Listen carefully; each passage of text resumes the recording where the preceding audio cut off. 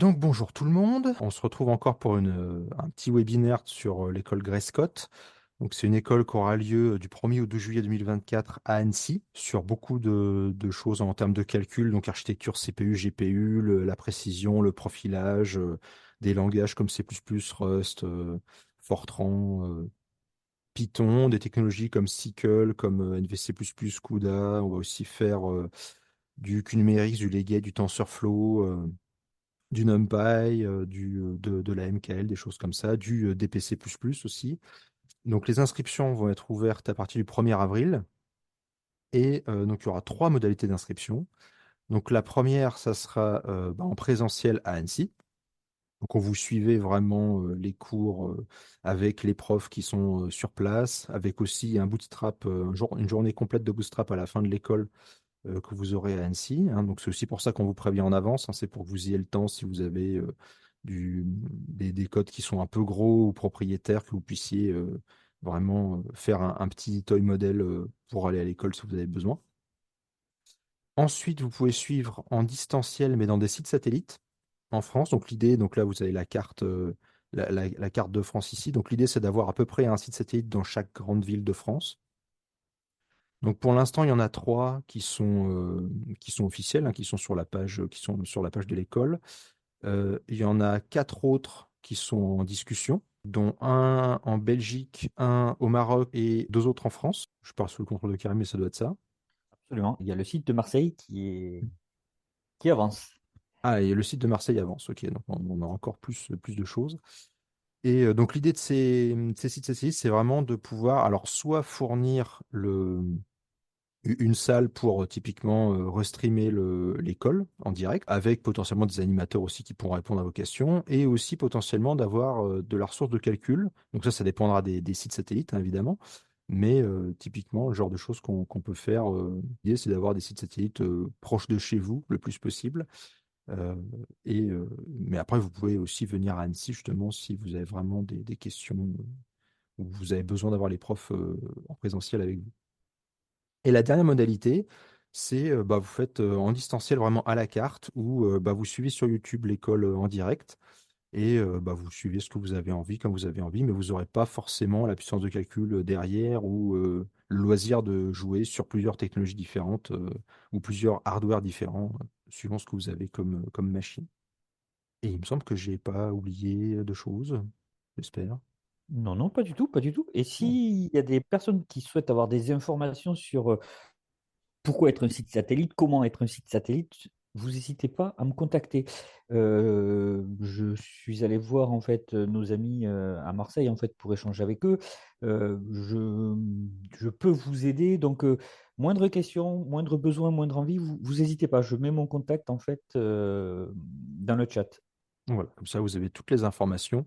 Sur ce, je vous souhaite un bon webinaire et je me donne la parole à moi-même parce que du coup, c'est moi qui présente. Donc, aujourd'hui, on va parler un petit peu d'architecture GPU, comment ça fonctionne, de quoi c'est composé, qu'est-ce qu'on fait avec ça, et on va aller aussi jusqu'au comportement des pilotes parce qu'il y a des choses qui ont changé et on va regarder un petit peu comment ça fonctionne. Donc déjà, pour commencer, donc GPU, c'est Graphic Processing Unit, donc c'est vraiment une unité de calcul, mais qui est dédiée à la base pour faire de l'affichage. Et ça apparaît dans les années 80. On a les premiers GPU, les premiers devices en tant que GPU, donc séparés du processeur classique, qui apparaissent. Et dans les années 90, donc on les améliore petit à petit. Donc on les améliore, c'est-à-dire que on se débrouille pour pouvoir gérer de plus en plus de pixels avec une meilleure fréquence de rafraîchissement, ce genre de choses. En 2005, on commence à avoir des GPU qu'on peut lier entre eux aussi. Et en 2011, voilà, un GPU, commence à ressembler à quelque chose.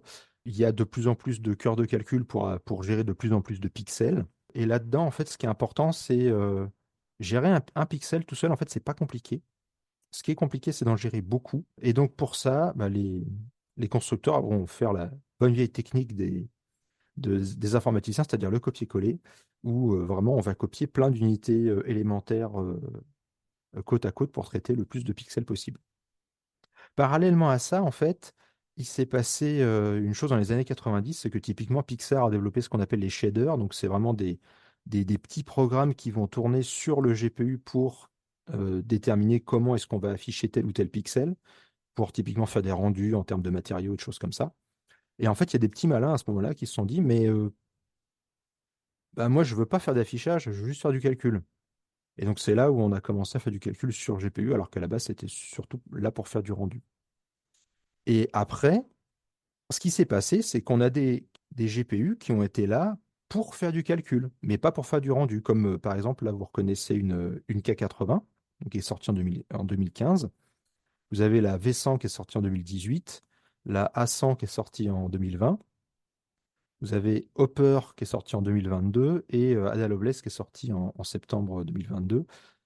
Alors là, je vais surtout parler d'architecture NVIDIA parce que c'est celle que je pratique tous les jours, mais vous avez les équivalents chez les autres constructeurs, hein. C'est juste que chez NVIDIA, je joue avec, j'ai les chiffres et du coup, je suis un peu plus à l'aise. Donc, mais vous avez tout ce que je vais dire là est valable pour les pour les autres constructeurs globalement. Il y a des petites subtilités des fois, mais globalement, vous allez retrouver votre bonheur si vous utilisez un autre GPU. Alors, comment ça marche? Enfin, qu'est-ce qu'il y a dedans déjà? Alors, on va commencer de base. Généralement, il y a de la mémoire. Ça aide pour faire des calculs. Ensuite, donc chez NVIDIA, il y a ce qu'on appelle des streaming multiprocesseurs, donc qui sont vraiment les endroits où on va faire le calcul. Et on a le concept de cache L2, hein, donc c'est vraiment le même concept que sur un CPU, comme vous a expliqué Adrien sur l'architecture CPU. Donc là, on commence directement en L2, mais vous allez voir qu'il y a des petites subtilités à l'intérieur aussi.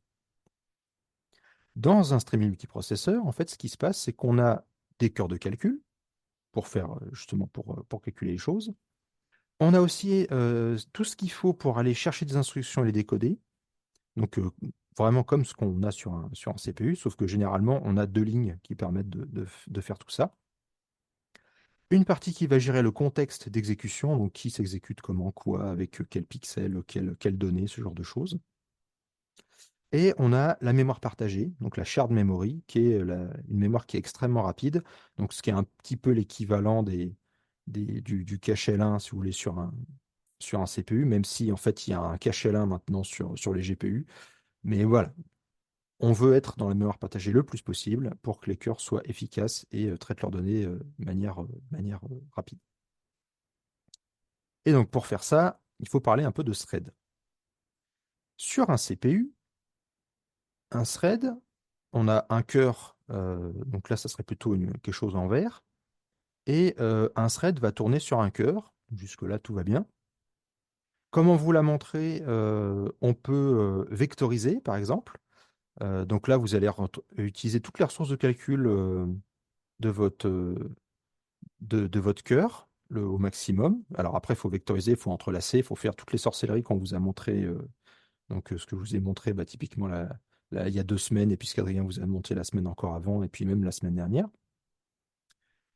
Sauf que ça, en fait, ce qui se passe, c'est qu'il faut des instructions spécifiques. Donc il faut vraiment demander gentiment au hardware de faire les choses. Il faut promettre des choses au compilateur. C'est pas forcément trivial à faire. Et donc, par défaut, en fait, on va utiliser qu'une toute petite partie de ces ressources de calcul. Donc, typiquement, si vous faites du calcul en float 32 sur les architectures récentes, c'est plutôt un 16e du maximum de ce que vous pouvez avoir. Sur les architectures un petit peu anciennes, ça va être plutôt un 8e, mais c'est quand même pas très, très glorieux. Et donc, c'est un peu compliqué. Faut faire les choses correctement, faut aligner les données, faut faire plein de choses et ça demande un peu de connaissances.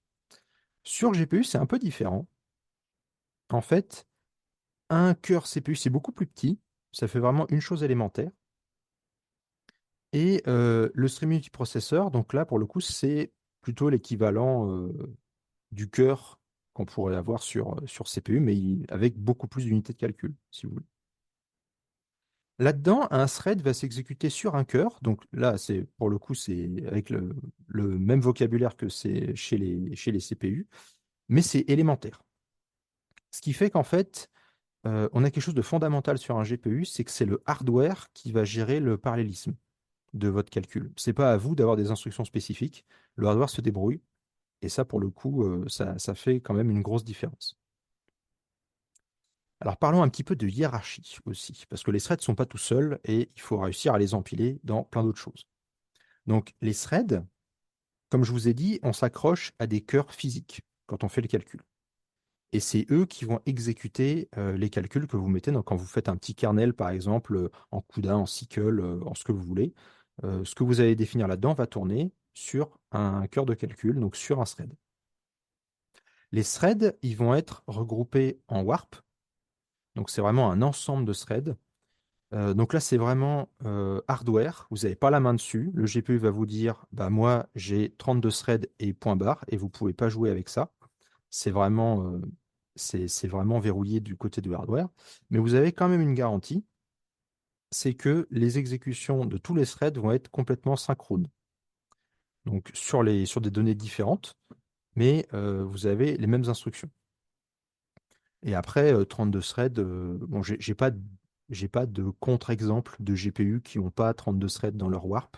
Il y en a certainement. Mais a priori, voilà, sur Intel, c'est différent. Vous en saurez plus à la fin de la présentation.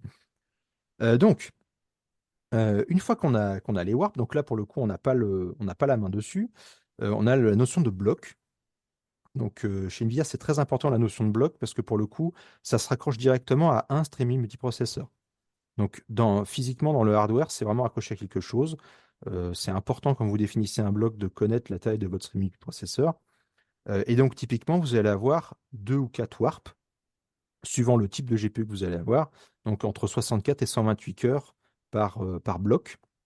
Et là, pareil, il faut faire attention d'avoir la taille des blocs, ou la taille des streaming multiprocesseurs pour utiliser efficacement les ressources de calcul derrière. Et là, les calculs vont être asynchrones entre 2 threads. Vous n'avez aucune garantie que 2 threads vont s'exécuter en même temps. Il n'y a que dans la warp que vous avez cette garantie-là. Mais par contre, une fois que la totalité du bloc a été traitée, là, vous êtes sûr que tout le monde a fini, il n'y a pas de problème.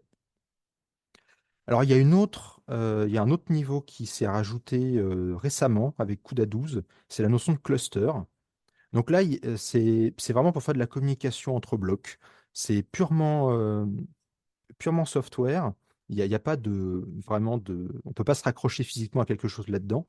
C'est juste que donc depuis CUDA 12 et depuis Hopper, on s'est rendu compte qu'il y a un petit problème, c'est que sur une Hopper, typiquement, vous avez 132 streaming processeurs et sur une Ampere, vous en avez 108.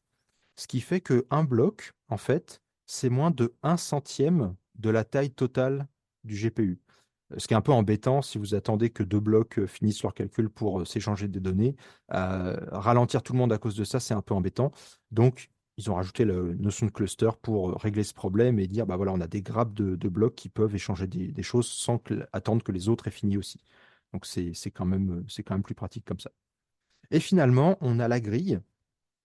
Donc là, pour le coup, c'est la totalité du GPU. Donc typiquement, sur une Hopper, vous avez 8448 cœurs et sur une Ampère, vous avez 6912 cœurs. Et là, vous avez votre GPU en entier. Donc du coup, parlons un peu d'exécution, parce que regardez comment tout ça se passe. Donc, comme je l'ai déjà dit, donc on démarre d'un thread et on arrive donc sur une warp.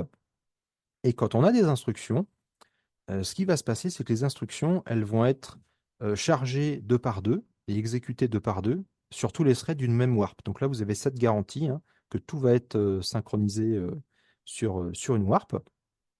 Et là, vous allez me dire, oui, mais si j'ai une condition, comment ça se passe? Alors c'est là où c'est un petit peu subtil. Euh, Quand on a une condition, donc tous les threads vont exécuter la condition pour savoir bah, si elle est vraie ou si elle est fausse. Donc ça, jusque-là, tout va bien.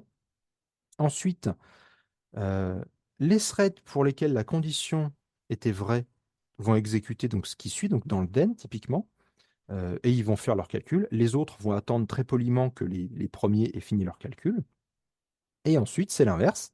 Quand on arrive dans le else, c'est ceux dont la condition qui était fausse qui font leur calcul et les autres attendent poliment aussi. Donc c'est pour ça que généralement, quand on fait du calcul sur GPU, on vous dit évitez les conditions dans vos kernels parce que en fait, ça va vous coûter le zen plus le else. Donc typiquement, ça peut être problématique. Et même si vous avez des conditions au bord, vous vous dites bah mon bord il est simple, oui, bah, vous avez peut-être qu'un seul thread qui va gérer le bord, mais il va ralentir tout le monde. Donc là aussi, ça peut être problématique. Donc il faut faire attention, faut faire un peu attention à ça. Alors parlons un petit peu de hardware, parce que quand on fait du GPU, c'est bien aussi, et quand on fait du CPU, c'est bien d'avoir des idées en termes d'ordre de grandeur de ce qu'on peut calculer. Donc on va revenir sur quelques GPU, et après on va regarder comment est-ce qu'on parle de tout ça. Donc une ampère, donc là je vous montre une ampère, une A100 SXM. Donc c'est une architecture en 7 nanomètres qui a des compute capacities 8, donc c'est pas tout à fait récent, mais quand même, ça date de 2020. Donc 108 streaming processeurs, comme je vous ai dit tout à l'heure, donc 6912 cœurs. Un pic de performance à 19,5 teraflops, donc avec des flots de 32 et des flots de 64, hein, donc sans la partie tensor core. Là, vous pouvez monter encore plus avec les tensor core, mais on en reparlera après. Une mémoire, donc il y a deux versions maintenant, une version à 40 Go et une version à 80 Go donc, de mémoire, suivant ce que vous voulez faire. Donc pareil, ça c'est aussi un petit peu versatile. De la mémoire, donc une bande passante à 1,3, 1,5 teraoctets par seconde, ça dépend des fiches techniques, mais globalement c'est ça l'ordre de grandeur. Des NVLink à 600 Go par seconde, donc si vous voulez les connecter entre elles. Et une nouveauté qu'on avait eue à l'époque, c'était le multiple instance GPU, c'est-à-dire que vous pouvez prendre votre GPU et de manière hardware le couper en petits morceaux, donc jusqu'à 7. Et chaque morceau se comporte indépendamment comme un petit GPU. Donc typiquement, c'est le fameux 3G 20 GB si vous coupez une carte typiquement en deux, des choses comme ça. Euh, donc voilà, ça c'était la première fois que c'était arrivé. Et bon, vu la puissance de calcul du truc, c'est vrai que pour du PCIe, ça peut être un petit peu compliqué. Euh, donc pour le coup, si vous faites de la simulation, ça se passe bien. Vous essayez de faire le moins d'accès extérieur à la carte possible. Si vous faites de l'analyse de données ou du machine learning, bah là pour le coup, du deep learning, ça risque d'être un petit peu compliqué. Alors pour ça, il y a eu une nouveauté aussi en termes d'évolution, c'est que généralement, quand vous voulez lire des données, ce que vous faites, c'est que le CPU va accéder à un disque et après, il va envoyer les données au GPU. Ce qui est un petit peu dommage parce qu'on se rend compte quand même que le CPU pourrait faire d'autres choses, préparer d'autres choses ou faire complètement un calcul différent pour la suite.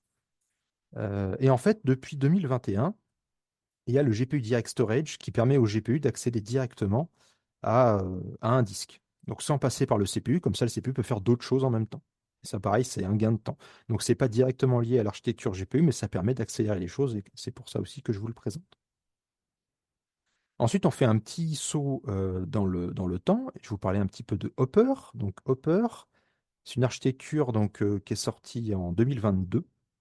Donc les H100 typiquement. Donc là, vous avez la SXM5, vous avez aussi une version PCIe, un peu comme les Ampères. Et donc, comme les Ampères, la version SXM5 est plus puissante que la version PCIe. Et tout le monde fait la pub que de la SXM5 parce que la PCIe est un petit peu moins péchue, avec un peu moins de cœur. Et je vais faire pareil parce que c'est de bonne guerre. Voilà. Donc, c'est une architecture qui est en 4 nanomètres, contrairement au A100, comme je l'ai dit. Les compute cavities donc, sont en 9, donc là on augmente la version aussi, c'est une nouvelle architecture. On a 132 streaming multiprocesseurs, donc 8448 cœurs, un pic de performance à 30 teraflops, donc pareil, avec des flottes 32 et flottes 64, donc sans les tensor core, autrement on monte encore plus. 80 Go de mémoire, 3 teraoctets de bande passante avec de la mémoire qui a été mise à jour au passage, hein, c'est de la HBM3, c'était de la HBM2 avant. Du NVLink qui a été aussi mis à jour à 900 Go par seconde, et le MIG, mais qui a évolué ce coup-ci, donc génération 2 avec le confidential computing, donc c'est-à-dire que quand vous coupez votre GPU en petits morceaux de manière hardware, quand vous êtes sur une instance, vous ne pouvez pas espionner ce que fait l'instance d'à côté, alors que sur une instance, c'est possible. Donc voilà, c'est aussi bon de le savoir. Une autre petite chose, c'est que quand vous découpez au maximum, donc jusqu'à 7 fois la carte, toutes les instances peuvent décoder de l'image et de la vidéo, ce qui n'était pas le cas pour les A100 aussi. Donc si vous découpez trop et que vous avez ce genre de problème, bah en fait c'est la carte qui ne permet pas de le faire. La H100 maintenant permet de le faire. Et beaucoup de précision de calcul. Et comme il y en a beaucoup, je vais revenir un peu dessus parce que c'est vrai que là, ils ont poussé le concept un petit peu loin. Donc on va réviser un petit peu ça. Donc comme je vous ai dit régulièrement, toujours avoir un petit Vincent sur le côté de votre épaule vérifier si vous faites des calculs justes ou pas. Donc on va commencer classiquement avec des flots de 64, donc 52 bits de mantis, 11 bits d'exposant et 1 bit de signe. Donc ça, c'est un grand classique. On a aussi les flots de 32, donc 23 bits de mantis, 8 bits d'exposant et 1 bit de signe. Avec les A100, ils ont introduit les TensorFloat de 32, alors qui sont techniquement des flots de 19, mais comme c'est pas sexy, ils ont appelé ça des TensorFloat de 32. Donc avec 10 bits de mantis, 8 bits d'exposant et 1 bit de signe. On a aussi les flots de 16, donc avec 5 bits d'exposant, 10 bits de mantis et 1 bit de signe. Donc au passage, on voit que les TensorFloat de 32, c'est vraiment l'exposant d'un float de 32 et la mantis d'un float de 16. Donc jusque-là, voilà, c'est vraiment la frontière parfaite entre les deux, mais encore une fois, float 19, c'est pas très très sexy comme nom. Ensuite, on a les brain float 16, donc avec 7 bits de mantis, 8 bits d'exposant et 1 bit de signe. Donc là, pour le coup, c'est l'exposant du float 32, mais avec une mantis plus petite pour tenir sur 16 bits, en fait, tout simplement. Et pour finir, on a les float 8, parce qu'il y en a plusieurs. On a le E5M2, donc comme son nom l'indique, a 5 bits d'exposant et 2 bits de mantis. Et le E4M3 qui a 4 bits d'exposant et 3 bits de mantis. Et donc là, typiquement, la H100 a tout ça et la A100 a quasiment tout sauf les float 8. Donc ça fait beaucoup de précisions différentes. Euh, Il y a d'autres choses aussi. La H100, elle a le Fuse Multiply Add sur les flots 64 et les flots 32, ce qui n'est pas le cas sur les autres cartes, enfin les cartes précédentes, typiquement. Donc pareil, c'est aussi une chose à prendre en compte si vous programmez. Il peut y avoir des accélérations aussi dues à ça. Et surtout, comme il y a énormément de précisions différentes, il y a un mode qui permet à Hopper d'ajuster automatiquement la précision qui est utilisée pour le calcul pour garder la précision du résultat que vous demandez à la fin. Sachant que par défaut, c'est pas activé, mais vous pouvez l'activer avec, par le hardware. Donc ça doit être avec NVIDIA SMI si je ne m'abuse ou un équivalent. Donc voilà pour cette partie précision. Alors il y a d'autres choses aussi qui ont été améliorées en termes d'utilisation de thread notamment. Donc là, c'est vraiment par rapport aux accès mémoire.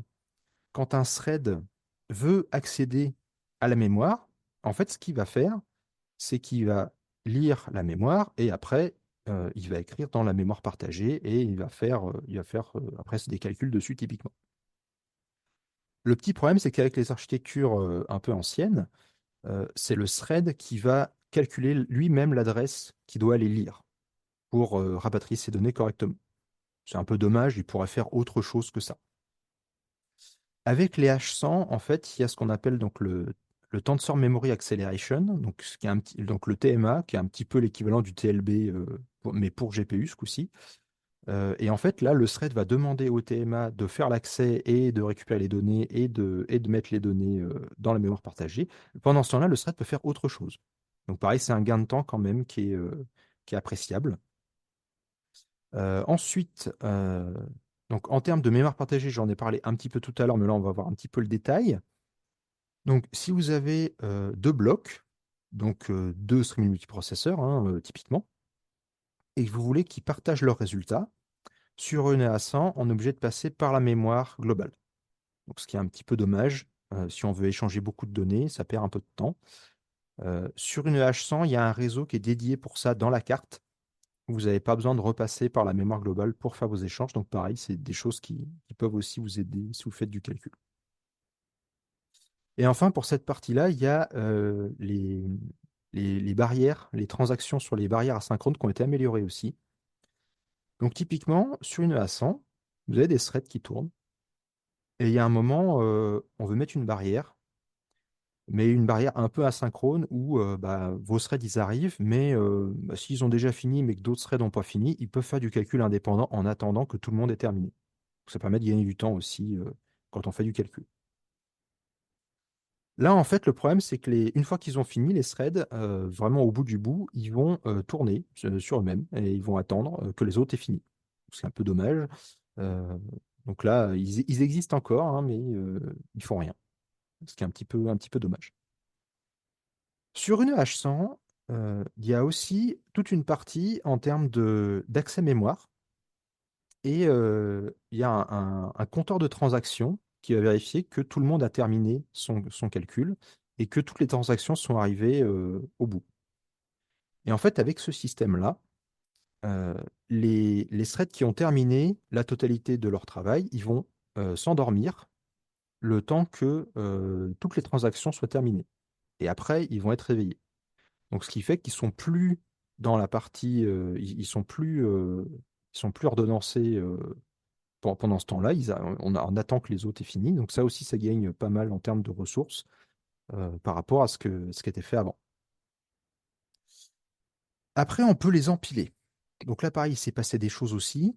Donc, un DGX H100, typiquement, c'est 8 H100 qui se sont collés ensemble avec un NVIDIA switch au milieu pour faire des transferts mémoire.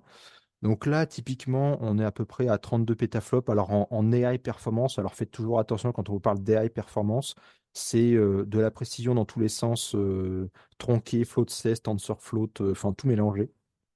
Donc typiquement, si vous faites de la simulation, vous n'allez pas avoir cette performance-là, mais bon, ça donne quand même une idée un petit peu de où on arrive. Mais là où je veux en venir surtout, c'est cette partie-là, quand vous avez un pod, vous avez ce qu'on appelle le GPU network. Donc c'est un peu comme le GPU Direct Storage, mais avec le réseau, ce qui fait que les H100 peuvent discuter entre elles directement sans passer par le CPU non plus. Et ça aussi, c'est quelque chose d'assez appréciable. Donc typiquement, il y a des bibliothèques comme NVShmem, donc qui est la partie NVIDIA d'OpenShmem, qui permettent de faire ce genre de choses. Et donc ça vous évite de passer par le CPU pour faire ce genre de truc. Et vous pouvez aussi avoir du calcul sur les switches, ce qui est aussi intéressant. Donc là, typiquement, alors là, on est à peu près à un exaflop d'après ce qu'ils disent. Bon, pareil, toujours en high performance, donc prenez ça avec des pincettes. C'est pas forcément représentatif du fait de la simulation. Mais ce qui est intéressant là-dedans, c'est que vous avez 192 teraflops de calcul à l'intérieur du réseau. Donc tout ce qui est NVSwitch peut faire du calcul, typiquement pour réduire des données avant de les envoyer à d'autres GPU, des choses comme ça. Et là, pareil, c'est pas du calcul GPU, mais ça permet de soulager le calcul qu'on peut faire sur GPU. Et c'est intéressant aussi d'avoir ce genre de choses en tête suivant l'architecture que vous voulez choisir derrière.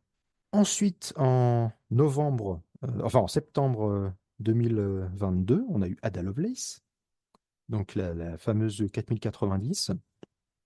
Donc là, on est toujours en architecture en 4 nanomètres. On a 128 streaming processeurs, donc 16 000 cœurs.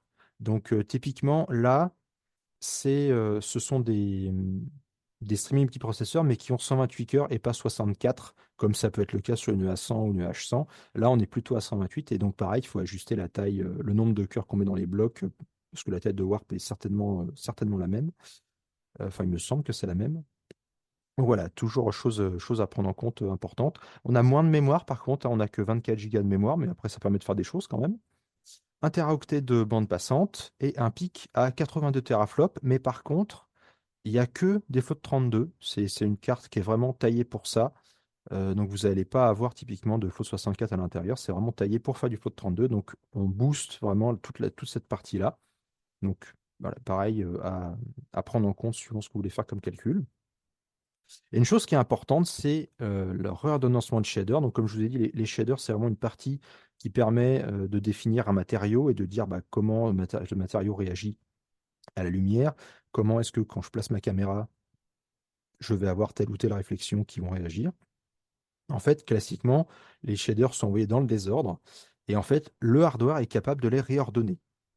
Ce qui, bon, pour le moment, est pas capital, mais quand même, ça pose une première brique pour dire, ah, le hardware est capable de réordonnancer des choses, de réordonner des instructions pour être plus efficace. Et ça, pour le coup, c'est quand même intéressant quand on fait du calcul, même si là, pour l'instant, c'est que pour les shaders. Mais ça ouvre une porte assez intéressante. Ensuite, on a eu Grace. Donc Grace, là, c'est un CPU, mais je vais en avoir besoin un petit peu après, donc je vous l'introduis maintenant. Donc 72 cœurs de calcul en ARM. Je ne rentre pas dans le détail. 240 Go de mémoire, 3,2 Teraoctets de bande passante, des caches donc classiques, ce qu'on peut avoir comme architecture sur du Intel ou des choses comme ça. C'est des caches un peu boostées. On est à 64 kilooctets. Là, on est plutôt sur du 32 ou du 48 kilos maintenant. Bon, ça commence à augmenter.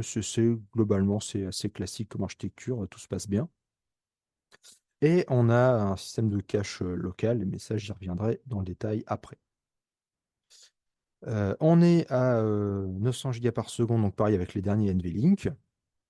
Et après, on peut coller deux Grace l'une à côté de l'autre. Donc, on a toujours la même architecture, ça ne change pas. 144 cœurs, 1 teraoctet de bande passante, 960 Go de mémoire.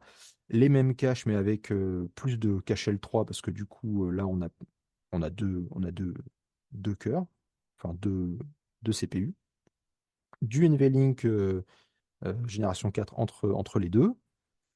7 teraflops en termes de calcul, donc en float 64 pour le coup. Et ça consomme quand même 500 watts, ce qui est beaucoup. Donc typiquement, une A100, ça consomme plutôt 240 watts. Et ça consomme 37 watts quand ça fait rien, et c'est un scandale, et je le dirai à chaque fois. Mais par contre, là, on est en refroidissement passif par air. Donc bon, mais ça consomme quand même 500 watts. Ensuite, on peut mélanger un Grace et un Hopper, et c'est ça qu'on va regarder un peu plus en détail. Donc là, on a 4 teraoctets de bande passante par seconde, 600 Go de mémoire, des NVLink toujours à 900 Go par seconde et la mémoire unifiée. Et c'est là où il faut que je parle un petit peu de Grace Hopper Superchip, donc avec un CPU, donc Grace, qui a de la mémoire, avec une bande passante à 500 Go par seconde. On a Hopper, qui a aussi de la mémoire, mais là on est plutôt à 4 teraoctets par seconde. Entre les deux, on a un NVLink à 900 Go par seconde, comme ça les deux peuvent communiquer quand même entre eux assez vite. Euh, Ensuite, Grace a son propre réseau, donc si vous avez plusieurs Grace entre eux, bah, ils peuvent communiquer entre eux, donc pareil avec un réseau rapide à 512 Go par seconde. Et de l'autre côté, on a un réseau aussi pour les hoppers avec les NVLink et le NV Network dont je vous parlais tout à l'heure, avec un réseau à 900 Go par seconde. Donc pareil, ça permet de faire des choses. Ensuite, je vais parler un petit peu de mémoire, parce que c'est là où il s'est passé des choses aussi, en termes de mémoire. Donc si vous faites du CUDA, ce qui se passe, c'est que vous avez une donnée dans votre RAM, votre CPU peut y accéder, tout va bien.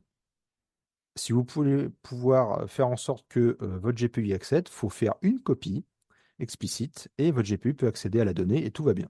Et là, vous êtes content. Et ça nous est tous arrivé.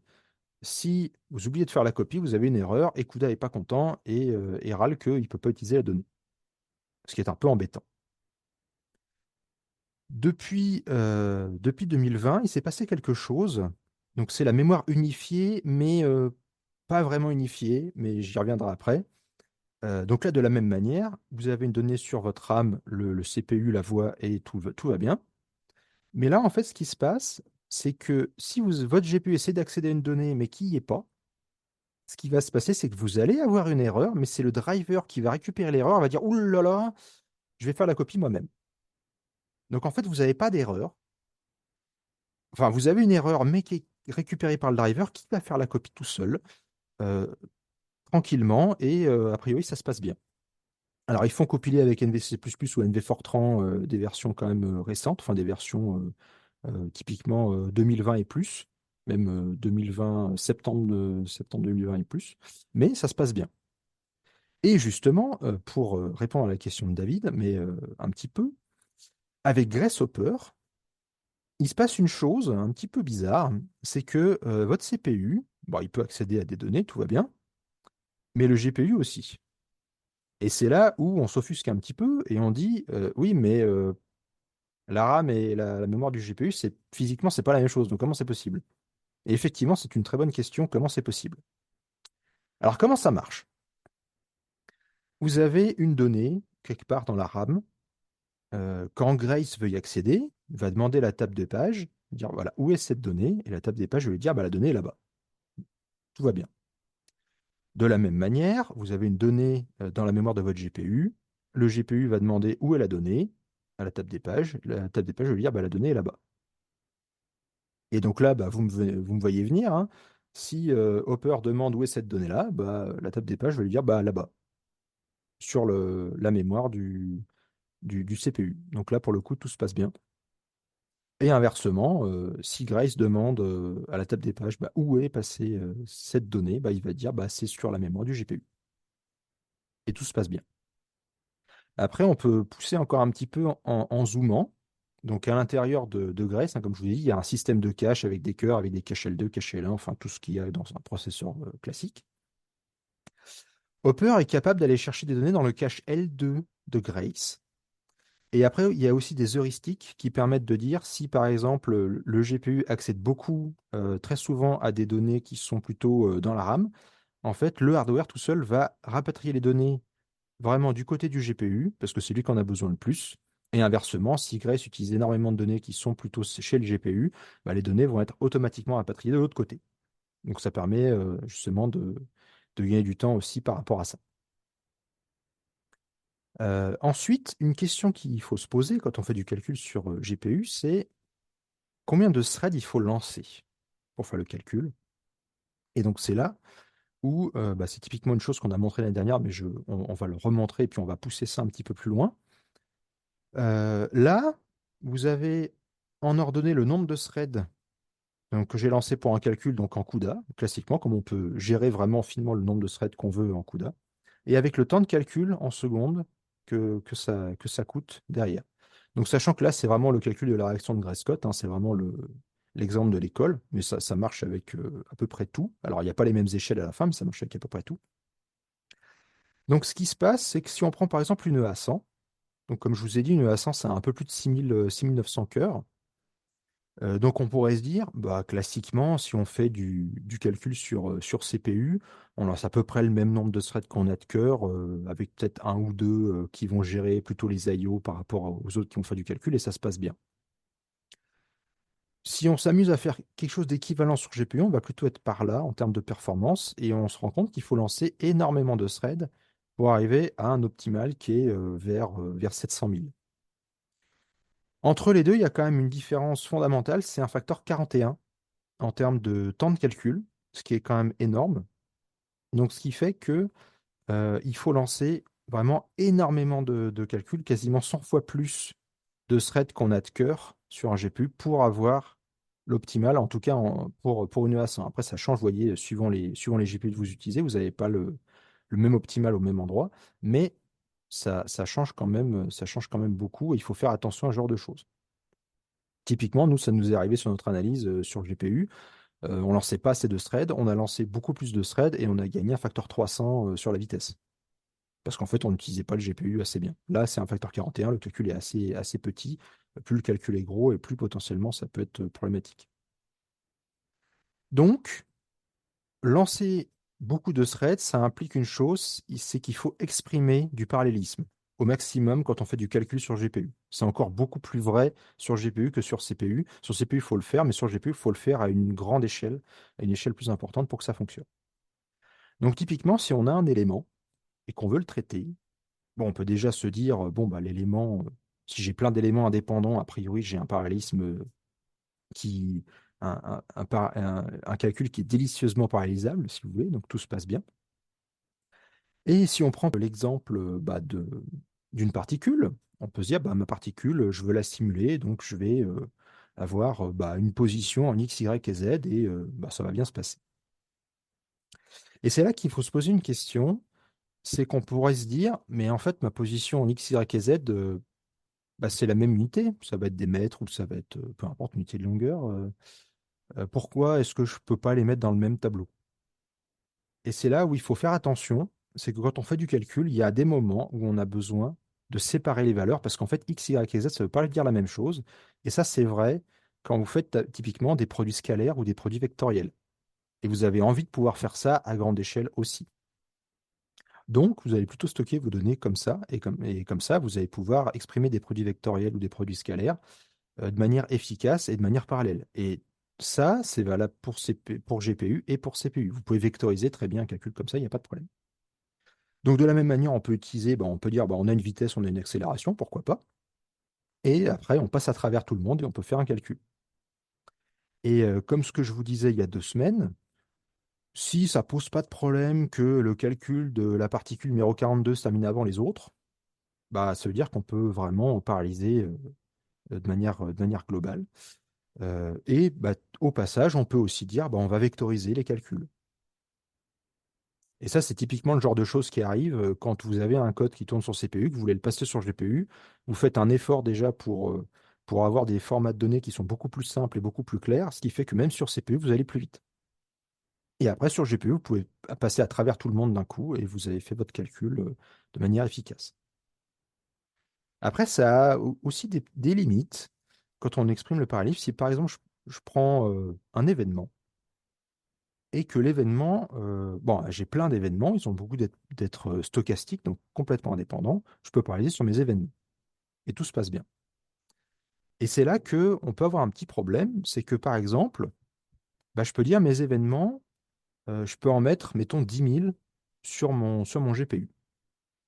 Bah, là, vous voyez tout de suite que si je lance que un thread par événement, je sous-utilise complètement mon GPU. Alors, ce qui est très fourbe, c'est que quand je fais le calcul et que je demande à NVIDIA SMI ou à Insight ou des choses comme ça, ils vont me dire, ah, ben, c'est utilisé à 100% ou à 90%, quelque chose comme ça, ce qui n'est pas vrai. Euh, et c'est là où il va falloir se dire, OK, je ne peux pas lancer 10 000 threads, comment je fais pour exprimer plus de parallélisme là-dedans? Et donc là, vous voyez venir, parce que je vous ai déjà montré cette slide, mais je n'insisterai jamais assez là-dessus. Là, on va se dire, OK, comment je fais pour casser mes événements en petits morceaux pour exprimer plus de parallélisme? Et avec un peu de chance, les événements ils vont être constitués de capteurs, mettons des pixels dans ce cas-là. Et là, tout de suite, vous avez une dimension en plus, vous avez exprimé beaucoup plus de parallélisme, et peut-être que là, ça se passe bien. Typiquement, là, si j'ai 10 000 événements, bah, en fait, si j'arrive à avoir 700 pixels, bah, j'utilise mes 700 000 threads sur une A100, ça va bien se passer. A priori, ça va bien se passer. Suivant combien vous avez d'événements ou de pixels, vous pouvez dire, OK, je vais encore recasser encore plus mes, mes données en disant, bah, mon pixel a une réponse temporelle, par exemple. Donc, j'ai des slices, des waveforms, des pulses, enfin, ce genre de choses. Et vous pouvez exprimer encore plus de parallélisme là-dessus. Et là, une question se pose, dans quel sens je stocke mon tenseur pour que ça se passe bien et que ça se passe bien sur toutes les architectures? Pour ça, il faut voir ce qu'on calcule. Donc, typiquement, on peut se dire, bon, bah, premier calcul, c'est une calibration. Donc, je prends un petit cube comme ça et je transforme ce petit cube en photon, par exemple. Je pars d'une tension et puis je la transforme en photon ou en quelque chose de compréhensible, en énergie qui est compréhensible. Bon, en vrai, c'est pas complètement indépendant de l'ordre, mais on peut considérer que c'est indépendant de l'ordre.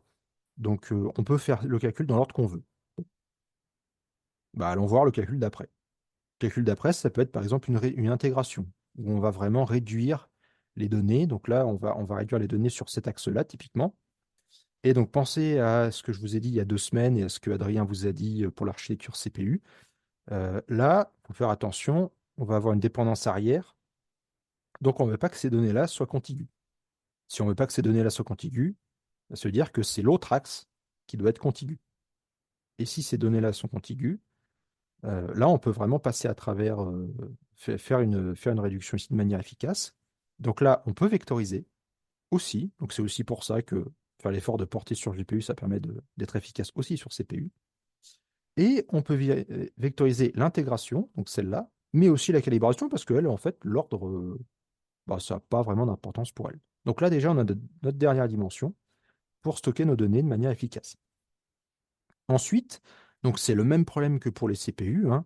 Sur GPU, vous voulez que vos données puissent être rapatriées en cache dans la mémoire partagée de manière efficace. Donc les données d'après, donc si je veux additionner typiquement ce cube-là avec ce cube-là, il faut que les deux soient quand même pas trop éloignés en mémoire. Donc la dimension d'après, donc la deuxième dimension, ça va être celle-là. Et logiquement, bah, la première dimension, ça va être celle-là. Et là, à ce niveau-là, on peut paralléliser sur des cœurs, des nodes, des clusters, des GPU, des CPU, ce que vous voulez, ça va bien se passer. Donc pour tout ça, pour rappeler encore que c'est toujours le calcul qui décide comment on stocke les données et jamais l'inverse. Si vous faites l'inverse, bah, soit vous avez de la chance, mais en pratique, on n'a pas de chance, soit ça marche pas, et en pratique, ça marche pas. Donc il faut toujours faire attention à ce genre de choses quand on veut faire du calcul. Donc, une chose pour se prémunir contre ça, justement, Donc, on en a parlé un petit peu dans les webinaires précédents, mais du coup, là, je vais essayer de vous l'illustrer de manière claire. C'est ce qu'on appelle les calculs, les back-ends de calcul. Donc, si vous avez stocké vos données en termes de tenseurs, donc vous avez vraiment des données qui sont bien aux petits oignons pour que ça soit ordonné dans le bon sens, vectorisable, parallélisable, découpable, comme on veut. Vous pouvez dire, bah, moi, je me repose sur de l'algèbre linéaire. Donc, vous faites des produits d'Adamard, des produits de matrice, même typiquement une calibration, des choses comme ça, même si c'est pas tout à fait de l'algèbre linéaire, vous pouvez considérer que c'est quand même quelque chose d'assez simple. Donc, ça peut se tenter. Une fois que vous avez fait ça, vous pouvez dire, bah, si je fais du calcul sur CPU, bah, je vais peut-être utiliser la MKL, je vais peut-être utiliser TBB ou Eigen ou Armadillo, mais en fait, ça ne vous change pas votre programme. C'est juste le backend que vous pluguez en dessous qui fait son boulot. L'avantage de ça, c'est qu'on peut déléguer des choses. Typiquement, le calcul sur Nonuma, donc Sébastien vous en a parlé, hein, c'est pas trivial à faire du tout, surtout si vous avez des architectures un peu complexes, des choses comme ça. Typiquement, ce genre de bibliothèque, enfin, typiquement la MKL, va gérer ce genre de choses. Avec Gun Armadillo, faut les aider un petit peu hein, quand même, mais vous pouvez utiliser la bibliothèque du constructeur qui va bien, qui sait faire, et qui va le faire beaucoup mieux que vous et de manière efficace. Donc ça permet aussi de se déléguer ce genre de choses. Et de la même manière, pour le calcul sur le GPU, vous avez l'embarras du choix, comme on va vous montrer dans l'école. Et si vous avez une frontière claire, bah, vous pouvez faire votre calcul et vous pouvez faire du calcul sur plusieurs GPU en même temps. Ce que vous voulez, c'est vraiment le back-end de calcul qui va gérer ça à votre place. Et donc, typiquement, vous pouvez dire, bon, bah, moi, je fais un produit de matrice, j'abstrais mon produit de matrice, et bah, après, soit j'appelle la MKL parce que je suis sur Intel, soit j'appelle, je sais pas, Cublas parce que je suis sur un GPU NVIDIA, mais en fait, derrière, vous appelez juste un produit de matrice, peu importe qui appelle quoi derrière, du moment que le résultat est juste et que le calcul est fait rapidement, il n'y a pas de problème, quoi. Donc ça permet aussi de, en fait, de se cacher un petit peu derrière une interface un peu standard. Donc typiquement ce qu'essaye de faire C++26 avec la linéaire, on en a déjà parlé plusieurs fois. Donc après, voilà, nous, on n'a pas attendu que le standard le fasse pour commencer à le faire. Et faut reconnaître que c'est un confort de développement qui est assez appréciable. Alors après, il faut faire l'effort de faire ce genre de choses, mais après, ça gagne vraiment beaucoup de temps. Donc pour le coup, essayez de vous poser la question à l'occasion, ça peut potentiellement vous aider. Et donc pour conclure cette présentation, donc exprimez le plus de parallélisme que vous pouvez quand vous faites du calcul sur GPU. Donc là, vous voyez, un 700 000 threads pour avoir du calcul efficace sur une A100, c'est beaucoup plus que le nombre de cœurs qu'on utilise techniquement. Donc, pensez à découper au maximum vos calculs pour être efficace. Pensez à utiliser des types simples, donc des vecteurs, des matrices, des tenseurs, pour stocker des données élémentaires et pas des classes ou des choses compliquées. Vraiment des choses simples. Essayez d'utiliser au maximum l'algèbre linéaire, parce que typiquement, faire une réduction ou des réductions partielles, c'est pas drôle, mais faire un produit de matrice, bah, c'est facile, surtout quand on a une bibliothèque derrière qui le fait à votre place. Donc, ça permet aussi d'avoir un confort de développement qui est assez appréciable. Et c'est une interface standard. Donc, au moins aussi, d'autres collègues, quand ils vont voir votre code, vont dire, ah, bah, ça, c'est un produit de matrice. Ah, bah, c'est bon, je comprends ce que ça veut dire, tout va bien. Il n'y a pas de subtilité en disant, ah, mais comment est-ce que j'écris mes boucles, c'est bizarre. Au moins, c'est facile à lire. Et après, vous pouvez utiliser, donc, quand vous faites du calcul sur CPU, donc votre bibliothèque de calcul préférée. Et vous pouvez aussi utiliser d'autres bibliothèques pour voir ce qui se passe et voir comment font les autres, ou des compilateurs différents comme DPC++ ou NVC++ ou des choses comme ça. Et donc de la même manière, sur GPU, bah, vous avez aussi l'embarras du choix et vous pouvez après facilement choisir l'un ou l'autre. Donc c'est typiquement ce que fait Sickle, enfin ce qu'essaie de faire Sickle, mais je ne vais pas vous spoiler la présentation de David de la semaine prochaine. Et, euh, et donc voilà pour ce webinaire. Je vous remercie de votre attention et puis réponds à vos questions si vous en avez. Du coup, en attendant, peut-être qu'il y a des questions qui pop dans le chat. Je sais pas si Adrien, tu voulais revenir sur les commentaires du coup, que t'as mis dans le chat. Je vais tenter d'activer le son. On va voir si c'est stable. Ça a l'air. Ok. Donc bah du coup, ouais, j'avais expliqué l'équivalent du concept des warps chez AMD et Intel. Chez Intel, c'est un peu particulier, c'est variable d'une exécution à l'autre. En fait, c'est le hardware et le driver qui choisissent quelle taille ils vont utiliser. Chez AMD, traditionnellement, ils faisaient 64 threads et pas 32 parce que ça leur permettait d'amortir davantage les ressources liées à l'ordonnancement des instructions. Sauf qu'en fait, bah, comme les GPU Nvidia sont beaucoup plus populaires que les leurs en termes de nombre de ventes, le problème qu'ils avaient, c'est que les gens optimisaient pour des GPU Nvidia qui avaient une granularité SIMD plus petite. Et donc, du coup, ça se passait pas bien pour eux. C'est pour ça que dans la génération actuelle, RDNA, CDNA, ils ont fait machine arrière. Enfin, plus précisément, ils ont été dans le sens Nvidia. Ils ont dit, bah, maintenant, on fait 32 aussi, comme ça, on n'a plus le problème. Deuxième remarque, ouais, c'est qu'il faudrait qu'on place à un moment dans l'école un glossaire des équivalences terminologiques entre les API et les matériels, parce que dans le genre, comment dire la même chose avec des mots différents ou utiliser les mêmes mots pour dire des choses différentes, les fabricants de matériel, c'est les rois. Ah oui, oui, CPU, GPU, c'est infernal. Au niveau précision, je trouvais juste amusant que quand on y réfléchit 5 minutes, en fait, 2 bits de mantis, ça veut dire que tu as 0 chiffre décimaux correct. Oui, Ce qui est quand même c'est. vraiment pas très précis. Oui, bah ça, c'est pas très précis. Après, ça existe. On vous dit pas de vous en servir, mais ça existe. Voilà. C'est clairement pour des calculs où, en gros, les gens, tout ce qui les intéresse, c'est l'ordre de grandeur, quoi, pas vraiment le nombre, quoi. Mais et encore, l'ordre de grandeur, faut pas qu'il soit trop grand non plus, parce que il y a pas beaucoup de bits d'exposants, hein, C'est donc. vrai. Donc, comme tu disais, il y a un problème qu'il y a parfois avec la communication, notamment d'NVIDIA, qu'ils donnent des performances machine Mm. learning qui nous intéressent pas. Oui, ils mettent Les beaucoup éditeurs de le. Wikipédia font un super travail à maintenir des tables avec les performances sur les formats I3E. Je vous encourage à vous en servir et je vous ai mis les liens. Oui, après, de même pour les benchmarks, pour les cartes, vous avez bah, sur le site de Blender, hein, vous avez tous les benchmarks de toutes les cartes qui sont utilisées pour faire du rendu et vous avez bah, les meilleures cartes du marché. Mm.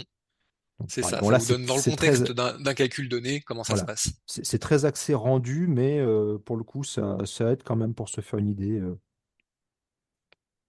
Et le dernier truc, ouais, c'était par rapport à l'utilisation de 100%, mais en fait le GPU n'est pas utilisé. En fait, il y a un problème un peu analogue qu'on trouve sur CPU, c'est que tous les outils de monitoring system, quand ils disent une utilisation de tant de pourcents, ce qu'ils veulent dire, c'est que le machin était actif tant de pourcents du temps. Oui, ça, c'est un problème pour le coup. Donc c'est une condition nécessaire pour que tu utilises ton matériel, mais c'est pas une condition suffisante parce que rien ne te dit que la totalité du matériel était utilisé ce pourcentage-là du temps. Ouais, tu occupes le matériel, mais tu t'en sers peut-être pas. Et ça, c'est dramatique. C'est pour ça qu'il faut aller plus loin avec des outils comme Macao ou, Et et donc, consorts pour justement vérifier que le compilateur a bien fait ce qu'on voulait et le CPU fait bien ce qu'on pense qu'il est censé faire. et donc pour ce qui est de la question d'Antoine sur le GPU avec Rust, je vais reporter la réponse à cette question à ma deuxième présentation en avril. Mm. Voilà, c'est fini. Ok. Ok, bah, merci. Ouais, j'avais peut-être une petite question, mais un peu naïve, du, euh, en fait, des début de ta présentation, notamment quand tu as parlé du GPU Direct Storage. Mm. Dans ton schéma, tu montrais un lien du coup vers NVMe. Je me demandais du coup, est-ce que c'est quelque chose qui marche exclusivement avec des disques NVMe ou t'as mis juste NVMe parce que c'est le cas où c'est performant, mais c'est possible avec d'autres types de disques. Alors, j'ai mis NVMe parce que c'est le cas qui donne dans la doc. Et j'ai pas testé avec autre chose. Je ne sais pas si ça marche avec autre chose. Normalement, ça devrait marcher parce que le port PC est quand même censé se débrouiller. Euh, mais j'ai pas testé, donc je peux pas te dire. Bah, s'ils ont besoin d'un driver matériel, potentiellement, ce serait pas le même pour du SATA, quoi. Oui, mais enfin, il existe. Enfin, La question, en gros, c'est à quel point le GPU a besoin d'avoir un driver développé, je pense. Mais a priori, ouais, il y a quand même deux gros protocoles de stockage. Bon, allez, trois si on compte le SCSI. Peut-être qu'ils ont fait le boulot de tous les supporter, quoi.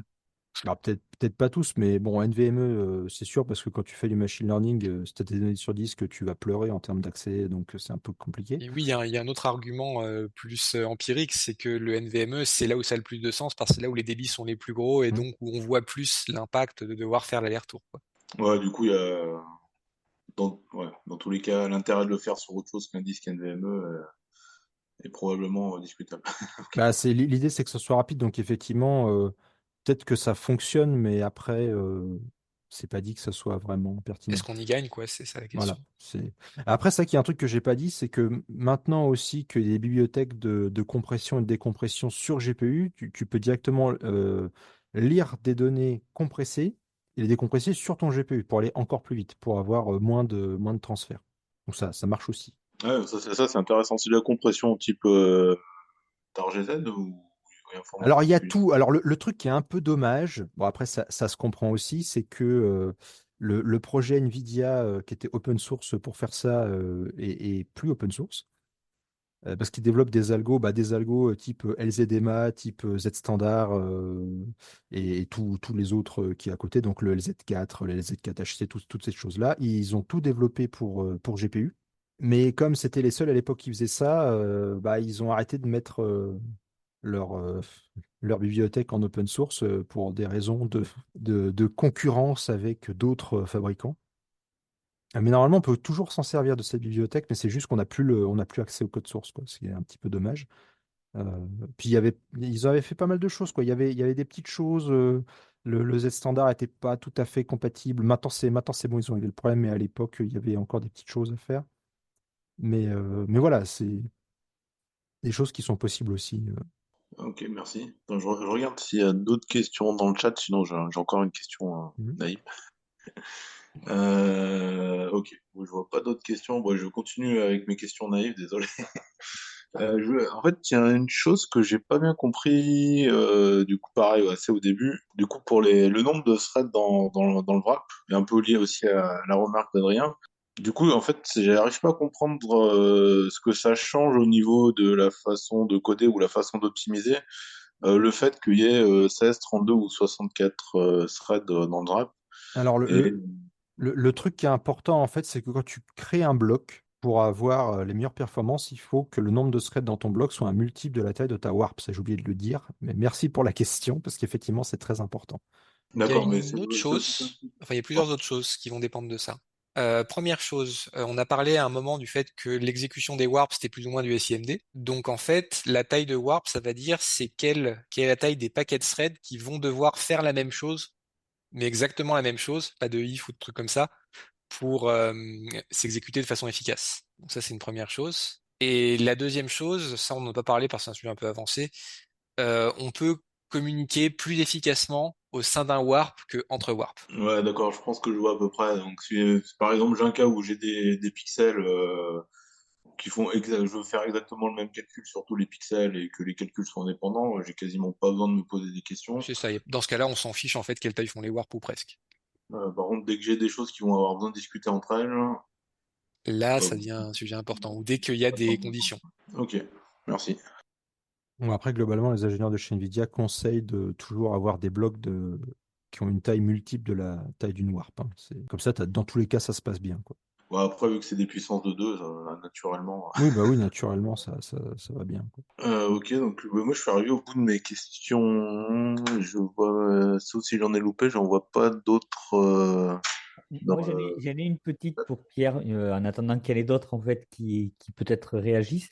Euh, Pierre, en fait, déjà merci pour cette vue d'ensemble en fait sur les archives GPU, c'est très intéressant.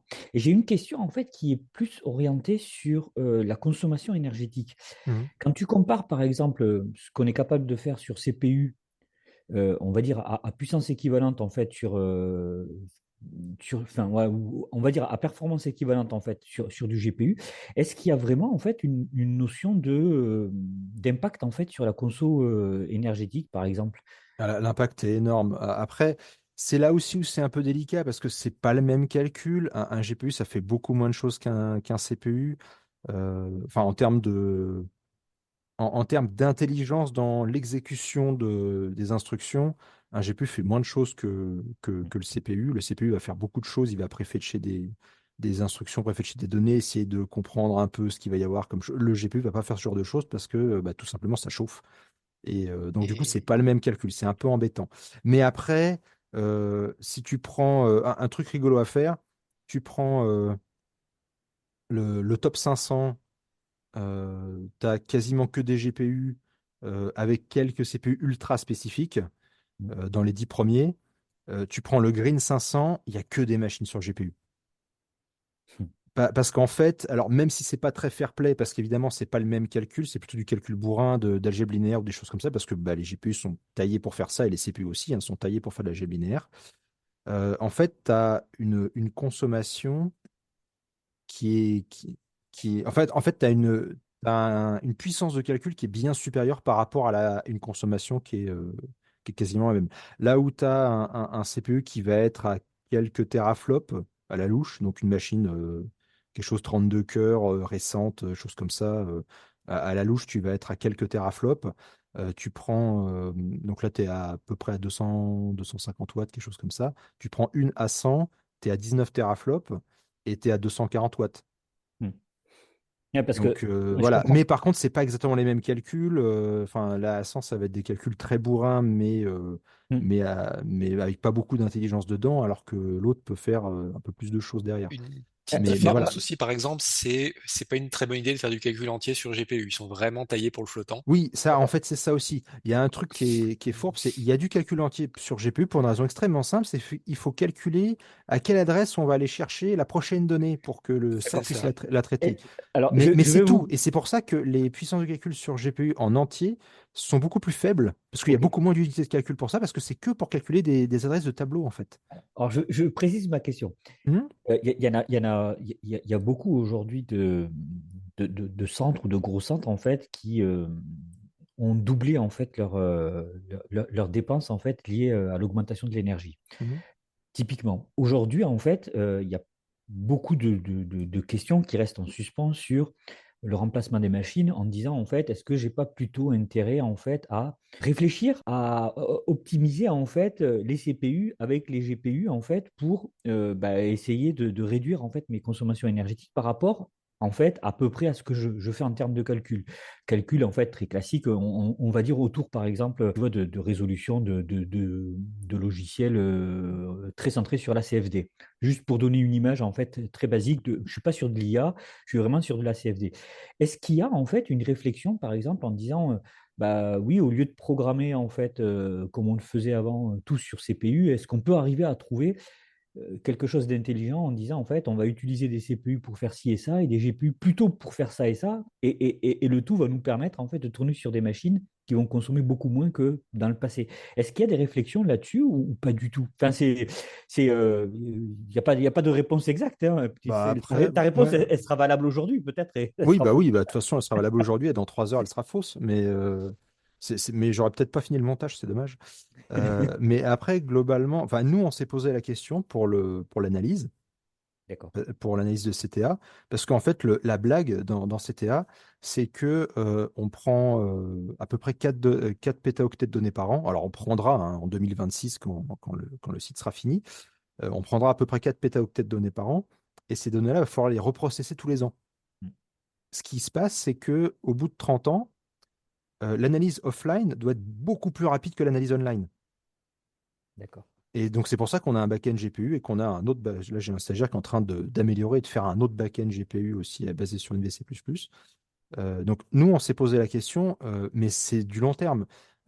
Et en fait, c'est un peu le problème. Après, c'est vrai que j'ai quand même un peu envie de dire que maintenant, programmer sur GPU, c'est quand même beaucoup plus simple qu'avant, parce qu'avant, il fallait faire un langage spécifique, il fallait connaître le hardware sous le bout des doigts pour pouvoir faire les choses correctement.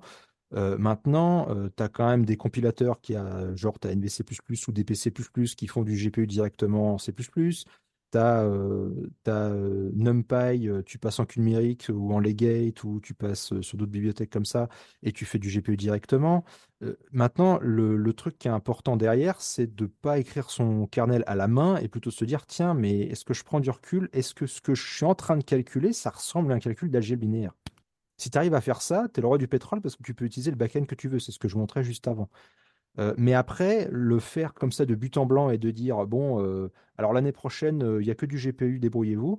On ne peut pas mettre à jour tous les softs, quoi. C'est ça qui est un peu Mm. compliqué aussi, quoi. Merci beaucoup. Mais nous, on s'est posé la question parce qu'on sait que ça va être un problème. Parce que nous, on doit coûter rien en termes de calcul par rapport à la totalité de la collaboration. Donc, il faut qu'on fasse l'effort d'optimiser le peu qu'on fait. Merci beaucoup. Je crois qu'il y avait Mathieu qui avait levé la main. Oui, bonjour. C'est pas vraiment une question en fait, mais je me disais quand on a présenté un peu là, les nouvelles architectures avec deux machins qui communiquent avec des bus propres à eux et tout ça, en fait, on a des sortes de mini-ordinateurs à l'intérieur des ordinateurs. Et Oui, si on regarde par exemple, pardon? ils ont repris l'idée des systèmes on chip que l'embarqué faisait depuis la nuit des temps.